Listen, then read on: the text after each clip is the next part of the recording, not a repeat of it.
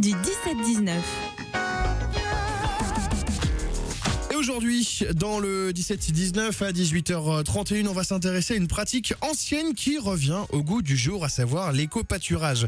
En résumé, il s'agit d'installer un petit troupeau de moutons sur une parcelle définie d'un espace vert pour qu'ils puissent être entretenus sans l'intervention de l'homme. À la fois économique et écologique, l'éco-pâturage est en train d'être réinstallé petit à petit sur notre territoire urbain. Et pour nous parler de ce phénomène, nous sommes en compagnie de Vincent Cerclier, fondateur de l'entreprise Terre et Baie, basée à Nort-sur-Erdre.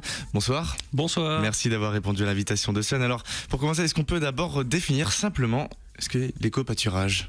Donc merci à vous de m'avoir invité, de m'avoir reçu. Et l'éco-pâturage, donc c'est une technique d'entretien des espaces verts, technique alternative, où par le biais de moutons, d'un troupeau de moutons, on les met sur différentes parcelles, des communes, des entreprises, pour l'entretien de leur espace vert à la place de faire passer des machines. Alors, ça remonte à quand cette pratique ?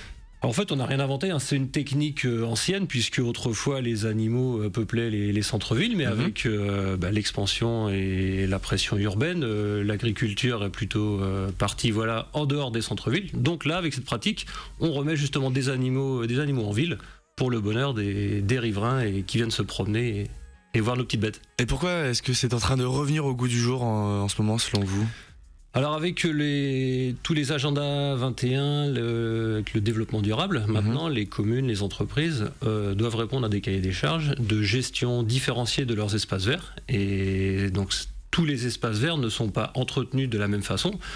Certains espaces sont vraiment tendus très ras, d'autres sont plutôt délaissés, des fauches tardives.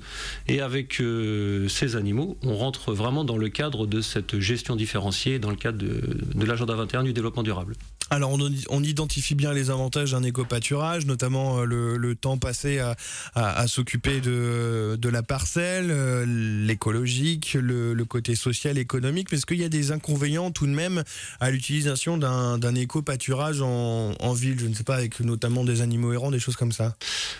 Alors c'est pour ça que sur les sites, je préconise donc des clôtures vraiment fixes, de bonne qualité, pour à la fois pas que mes animaux sortent et se retrouvent à prendre le tram ou autre, mais surtout pour éviter que les chiens errants viennent aussi déranger les animaux.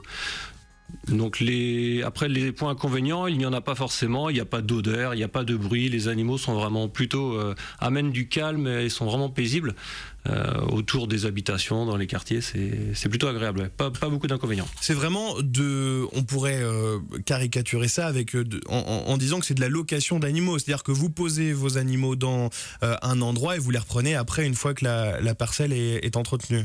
Voilà, c'est une prestation de service d'entretien des espaces verts où j'amène mes animaux vers le mois de mars-avril, actuellement ça va démarrer, jusqu'à octobre-novembre, et j'adapte le nombre d'animaux en fonction des saisons et de la pousse de l'herbe. Donc les animaux vont rester les 8 mois sur les sites. C'est ça, vous ne vendez pas les animaux à... Non, ce sont mes animaux, j'en ai la responsabilité sanitaire des animaux, c'est moi qui m'en occupe, les clients n'ont aucune intervention à réaliser sur les animaux, ils sont de ma propriété. Alors on l'a dit, vous avez fondé Terre et Baie il y a quelques mois, mais du coup qu'est-ce que vous faisiez auparavant ? Vous vous occupiez déjà de ces bêtes ? Alors c'est une reconversion professionnelle pour moi, puisque j'ai travaillé 10 ans dans le secteur des télécoms, mais ayant grandi sur une ferme chez mes grands-parents, l'agriculture ça a toujours été pour moi quelque chose d'important, et donc là je suis vraiment en train de réaliser un rêve en fait pour moi, puisque l'éco-pâturage c'est on va dire une demi-activité pour moi avec la société Terre et Baie que j'ai montée, et dans un deuxième temps là je recherche activement une exploitation pour m'installer et pour produire de la viande d'agneau en agriculture biologique et en vente directe. Alors du coup, quelle race de mouton est-ce que vous utilisez ? Alors pour l'activité d'éco-pâturage, c'est le mouton rustique et local, le Land de Bretagne. Bien de chez nous, oui. Bien de chez nous, exactement. Cet animal-là peuplait tout le littoral atlantique au siècle dernier, jusque dans les années 80. Et cette race avait disparu dans les années 80, a été délaissée au profit de races anglaises, races bouchères. Et l'école nationale vétérinaire de Nantes a retrouvé en Brière 60 exemplaires, donc vraiment chez nous, voilà. Et ils sont repartis de ces 60 exemplaires pour remonter la race. Et donc je fais partie de l'association Moutons de Bretagne, d'Enved Arvro, qui actuellement milite et valorise et sauvegarde la race. Donc il y a aussi tout un projet autour de cette race. Et pourquoi celle-ci en particulier, elle a quelque chose de spécifique? Je sais pas, elle broute mieux l'herbe que les autres, je sais pas. Voilà, exactement. Non, en fait, c'est une race donc déjà locale, ce qui était voilà, qui me tenait à cœur. C'est un aspect important. Ce qui est un plus. Important, voilà, tout à fait. Et qui est rustique, c'est-à-dire qu'elle est voilà, plus résistante. Le mouton en général, ça reste assez fragile. Et cette race rustique voilà, demande moins de soins et un peu plus grégaire, donc est très sympa à s'occuper, mais voilà, moins de soins au jour le jour et donc qui convient parfaitement à l'éco-pâturage. Alors votre cheptel, il représente à peu près combien de bêtes maintenant? Là actuellement j'ai 65 animaux. Il faut à peu près combien de moutons par rapport à disons 5000 m², un demi-hectare à tondre? Voilà, donc on compte à peu près 8 moutons par hectare. Donc, 8 moutons par hectare? Voilà, c'est le... Oh, c'est assez peu au final, hein? Oui, c'est assez peu exactement. Et le but du jeu, c'est que les moutons, vu qu'ils vont rester de mars à novembre, le but du jeu, c'est pas qu'en 3 semaines, ils aient déjà tout mangé. Donc laisser voilà, un peu d'herbe suffisant avant l'arrivée de l'été, pour la saison voilà, d'été. Et puis vraiment de garder de l'herbe au maximum pour toute la durée de la saison. Alors vous avez déjà quelques clients, on l'a pas encore évoqué, mais du coup est-ce que vous adaptez aux besoins de chacun d'entre eux, parce que je suppose qu'il n'y a pas les mêmes attentes, c'est peut-être pas les mêmes terrains à chaque fois? Alors voilà, le nombre de moutons est aussi adapté en fonction des terrains plus humides, des terrains plus poussants, des terrains qui vont être secs dès le mois de juin. Donc on adapte vraiment le nombre de moutons en fonction de la pousse de l'herbe et en fonction des contraintes clients. Donc en fonction des clôtures, s'il y a besoin de rajouter quelques clôtures sur le site. Souvent, les entreprises ont un gros atout, c'est qu'elles sont souvent déjà bien clôturées et on a besoin de rajouter quelques petites clôtures autour des parkings ou des espaces verts. Donc ça permet la mise en place assez facile des animaux. Et justement, à ce jour, vous avez fourni combien d'entreprises?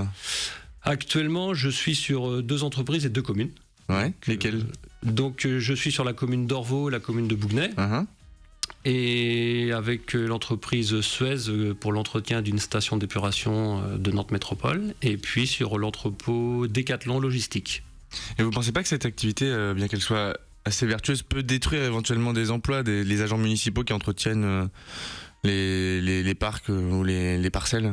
Alors voilà, donc on est plutôt en partenariat avec les entreprises de paysagistes ou les partenaires voilà, des services techniques, puisque il y a toujours besoin de mécanique un petit peu sur les bords de clôture, sur les bords de parking.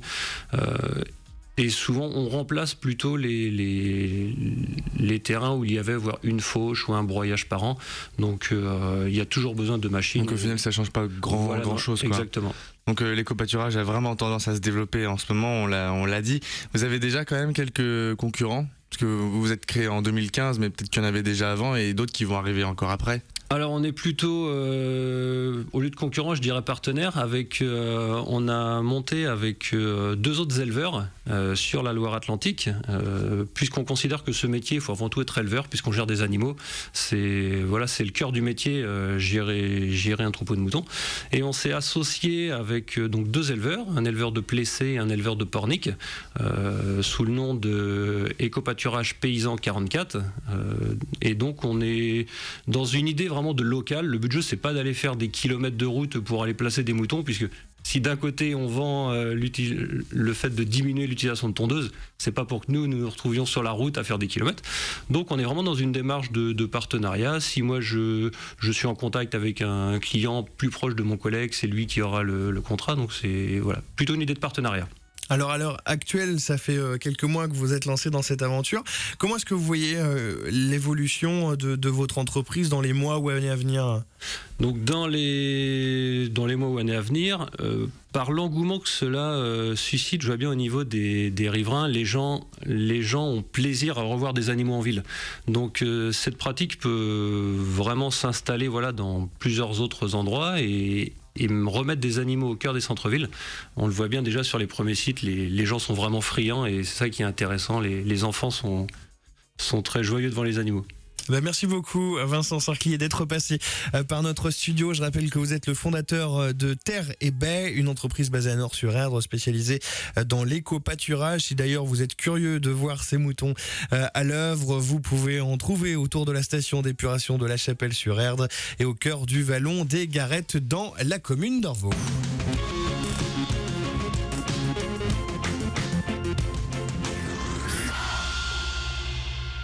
L'amélioration de votre communication visuelle en mettant en image vos événements passe par la différence et la qualité.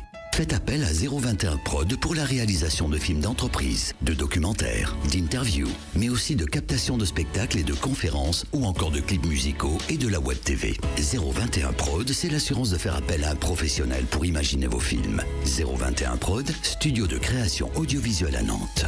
Pour plus